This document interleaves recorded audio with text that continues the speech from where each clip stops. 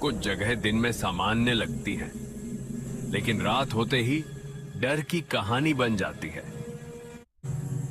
और कुछ चीजें खिलौने नहीं होती, उनके अंदर अंधेरा छिपा होता है। आज की कहानी है एक ऐसी गुड़िया की जिसे लोग रुद्र गुड़िया कहते थे। यह कहानी है अनिकेत की, जो अपनी मां के साथ शहर के पुराने हिस्से में रहता था।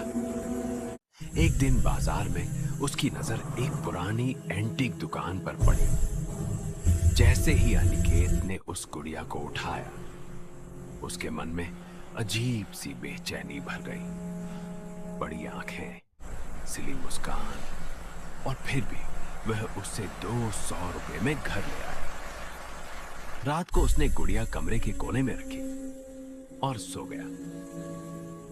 आधी रात को एक अजीब आवाज से उसकी नींद टूट गई। गुड़िया अब कोने में नहीं थी, वह उसके बिस्तर के पास खड़ी थी। डरते हुए उसने खुद को समझाया और गुड़िया को वापस रख दिया। सुबह मां ने कहा, रात को तुम किसी से बातें कर रहे थे क्या?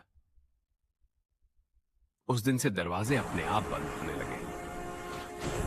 रात के सन्नाटे में बिना किसी के होने पर भी कदमों की आवाज आती, और हर सुबह रुद्र गुड़िया अपनी जगह बदली हुई मिलती। डर के मारे अनिकेत एक पुराने पंडित के पास पहुंचा। गुड़िया देखते ही पंडित घबरा गए। बोले, यह सिर्फ गुड़िया नहीं है। कई साल पहले यहां एक छोटी लड़की मरी थी। उसका नाम था रुद्र। उसकी आत्मा इस गुड़िया में कैद है और यह इंसानों पर कब्जा करती है। उसी रात अनिकेत ने तय किया, इस गुड़िया को जला देगा। दिया जलते ही गुड़िया की आंखों से काला पानी बहने लगा। पीछे एक धुंधली परछाई उभरी और आवाज आई, भैया मुझे मत छोड़ो। फिर एक डरावनी आवाज बोली, मुझे छोड़ा तो तुम्हारी मां को ले जाऊंगी। सुबह सब कुछ सामान्य था।